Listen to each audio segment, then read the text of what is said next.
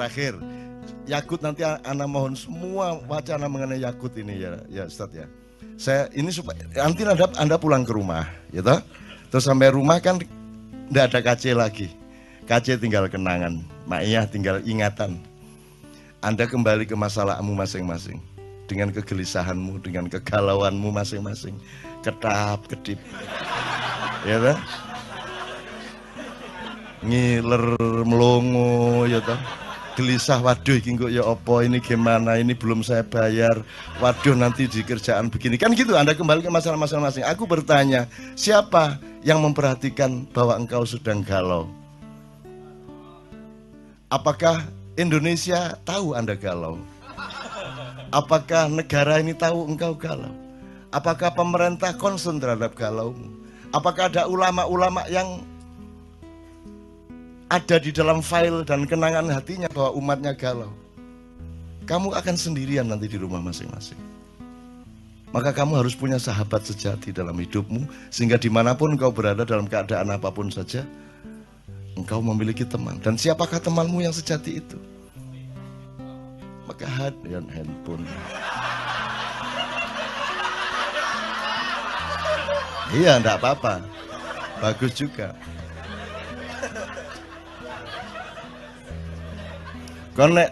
Kalau handphone juga terus terpaksa digadekno, ya kan? Tak kasih saran mudo kon ndek kamar iki. Mudo kok delok-delok dhewe ra ini. Kok selentik sabar le. Terus ngilu kok jundu dhewe ala dapurmu gitu ya. Gitu. Oke, saya ingin mengatakan begini. Tolong kembali ke hidupmu yang sejati. Kemanapun engkau pergi, kamu harus selalu memiliki kesadaran untuk berpijak kepada yang sejati. Yang sejati itu gampang. Saya kasih 3 idiom. 1 cangkul, 2 pedang, 3 keris. Jangan dilihat kerisnya sebagai benda, jangan dilihat pedangnya sebagai benda, jangan dilihat cangkulnya sebagai benda, tapi sebagai pemahaman dan kesadaran. Kalau cangkul itu fungsi apa, Dik? Ya masuk pacul kayak motong rambut ya. Maksud saya dia berfungsi apa? Berfungsi ekonomi. Makanya menteri pun kalau pergi ke kantor dia bilang sama tenaga, sebentar aku mau nyangkul, kan gitu.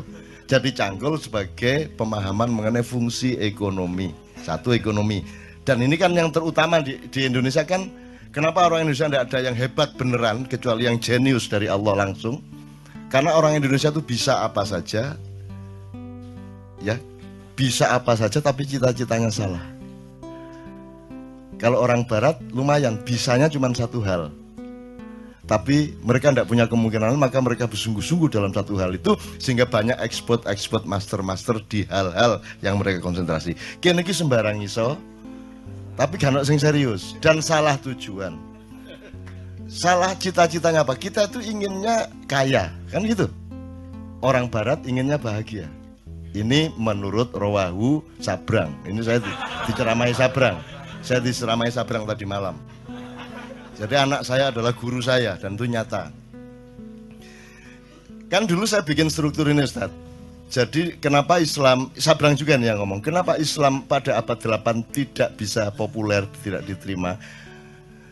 Karena yang membawa adalah pedagang. Nah, pedagang itu kastanya paling rendah, gitu kan.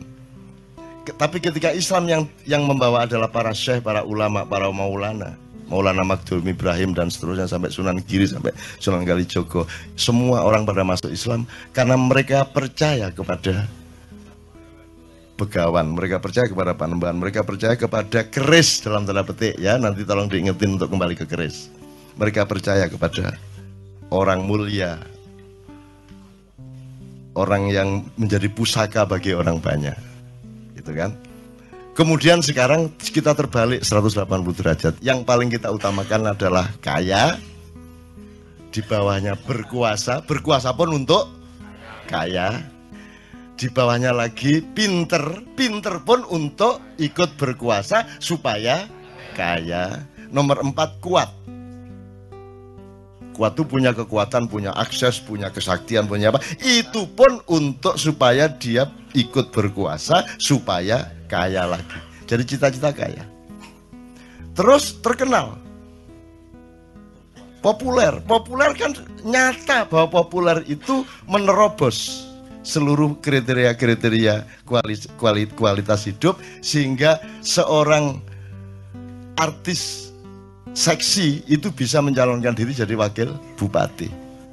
Jadi tidak ada rasionalitas dan alur nalarnya sama sekali secara politik dan kualitas demokrasi. Pokoknya terkenal di koran, dia bisa nyalonin diri jadi pejabat. Kan ngono. Caleg-caleg anggota DPR kita banyak yang melewati jalur Malang tadi itu. Itu ya. Karena kita sudah terbalik sama sekali, teman-teman sekalian. Nah, dalam keadaan seperti ini Anda tidak mungkin merubah keadaan. Maka kita harus menciptakan manusia baru. Nah, manusia baru ini saya kasih idiom tadi, keris, pedang, cangkul. Cangkul udah kita tahu fungsi ekonomi. Kalau pedang itu kekuatan dan kekuasaan, otoritas, regulasi. Ya, kalau tidak pegang pedang, Anda tidak bisa membuat undang-undang dan aturan. Yang boleh bikin undang-undang adalah orang yang sudah dapat pedang dari pilkada atau dari pilpres atau dari pileg, kan gitu kan? Jadi pedang itu fungsi kekuasaan dan otoritas politik. Kalau keris,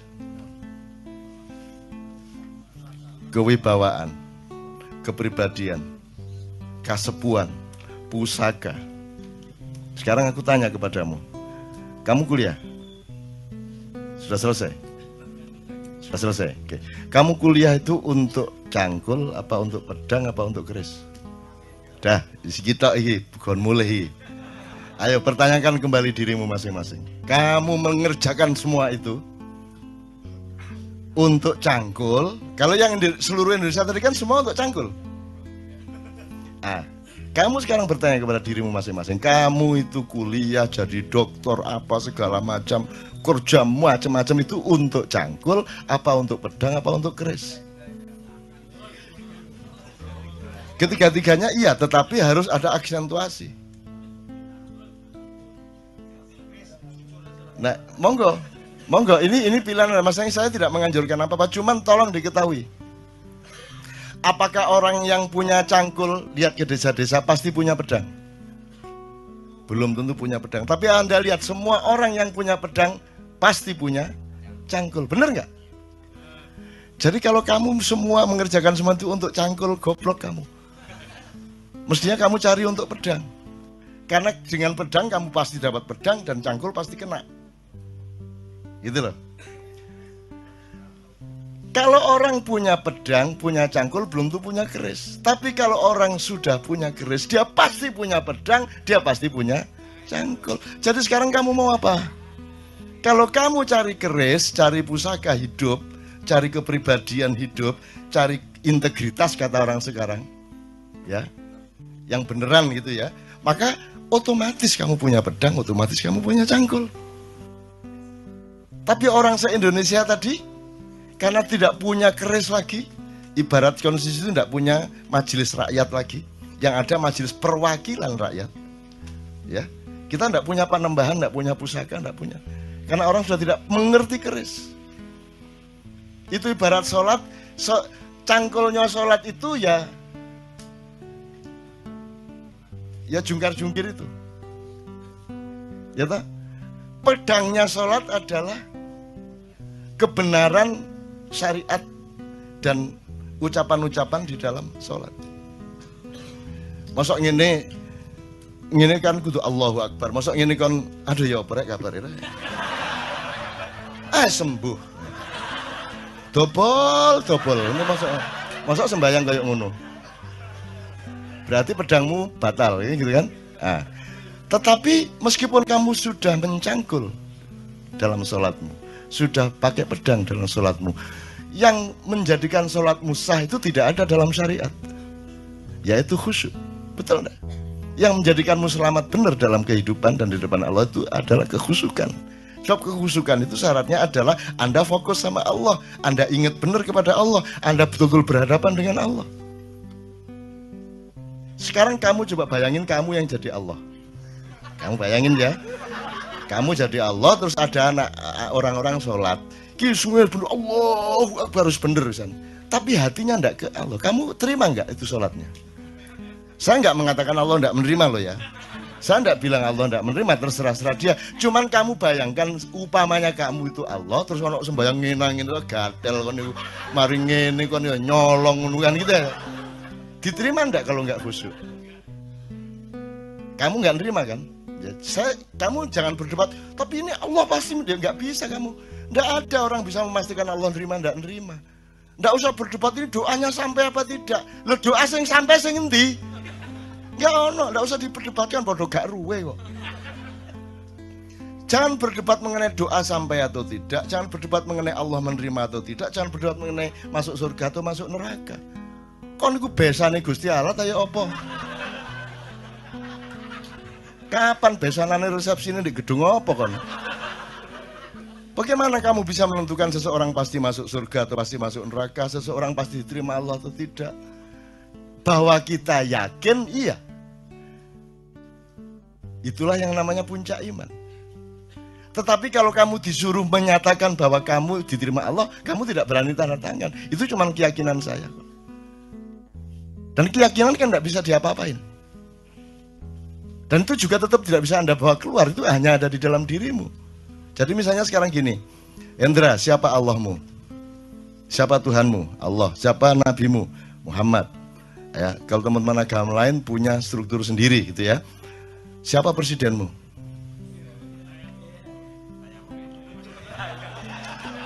Upamanya ya.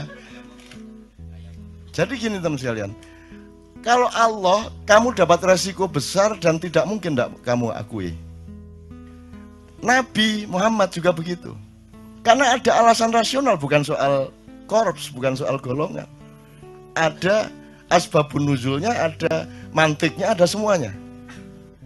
Tapi kalau selain yang dua itu boleh enggak kamu enggak mengakui? Saiki ditegesno ndak awakmu iku. Jadi kamu sekarang ngakuin enggak yang selain dua tadi itu? Boleh enggak sekarang kamu enggak ngakui? Nah, ya sudah enak toh. Kan boleh kamu tidak mengakui. Jadi juga nggak usah terlalu pusing juga. Kata aku nih kan, nguna itu repot. Kata di TV ya kata aku nih dapurmu kan gitu kan. Kan gitu kan. Kalau dia pas lewat kita kepergok, ya saya nggak akan memperlakukan dia sebagai presiden. Kan begitu. Ya aku liwat sakarepku. Masih ono tuet aku liwat sakarepku kata lapo kan. Aku urip dikai Gusti Allah kok. Mau saya ngabekti karo sing wong kabeh ana pantes-pantese kan. Kabeh iki nek gak apik ya pinter, nek gak pinter ya pantes ngono lho. Iki gak kabeh ya apa iki? Ya bojo iku gak pinter gak apa-apa angger ayu, ngono ta? Gak ayu gak apa-apa angger ngabekti kan. Iki gak kabeh.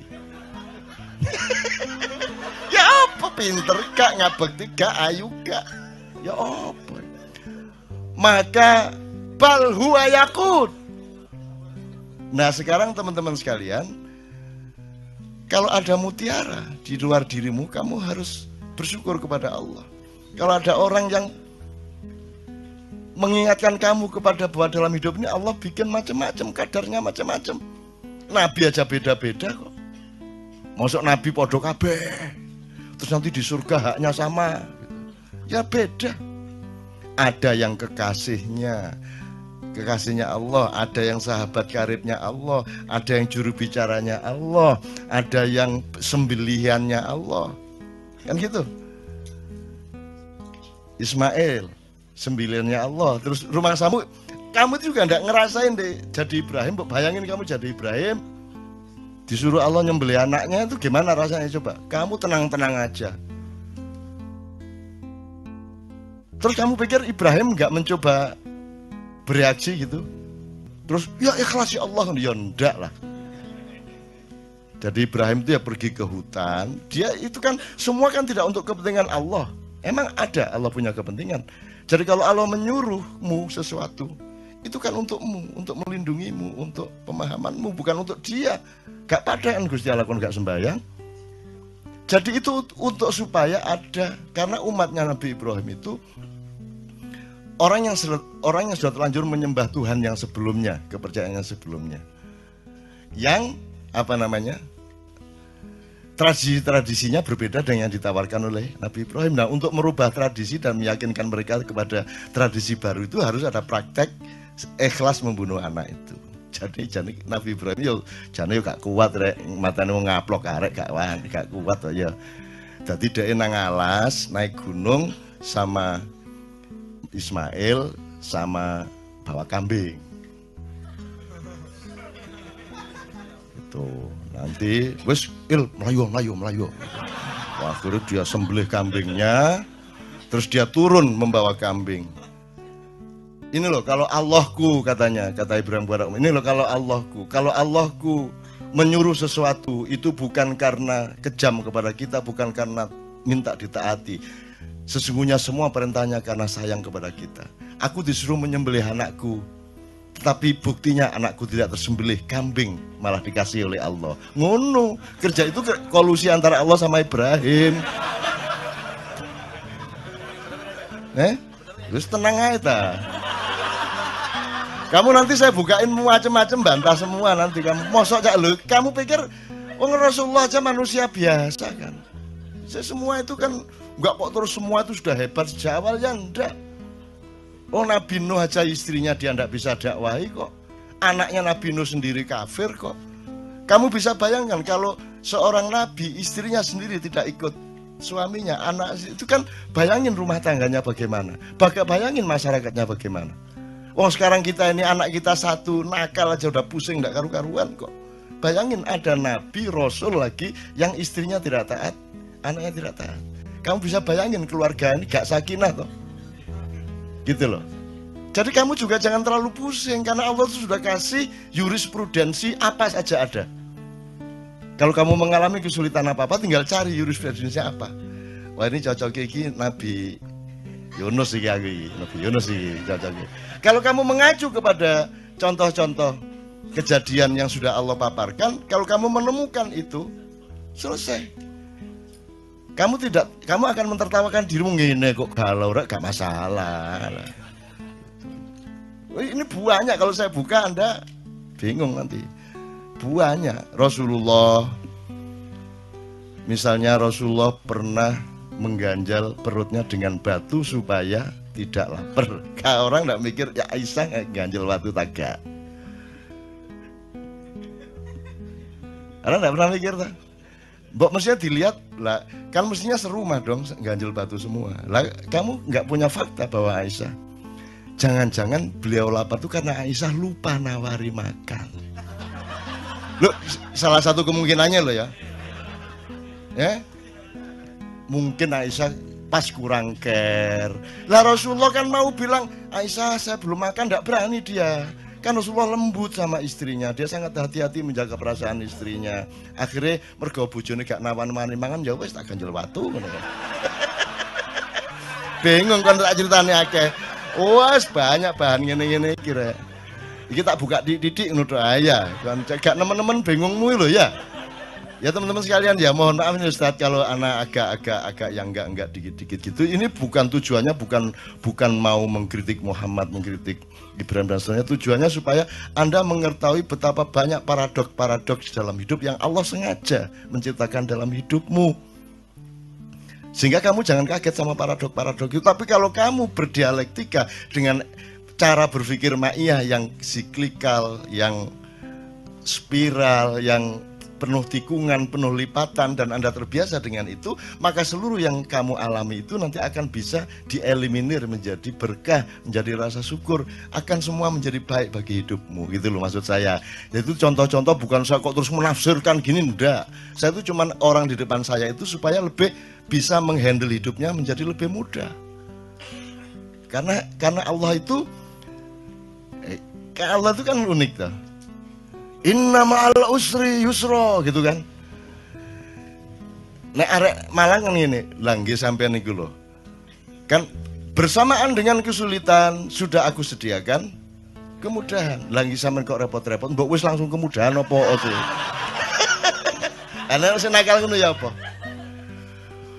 Semua orang di Indonesia kalau pidato syukur kepada Allah yang telah memberi kesehatan kita hari ini dan tidak lupa kepada junjungan Nabi besar Muhammad SAW yang telah membawa kita dari kegelapan menuju cahaya. Itu sono sing nakal.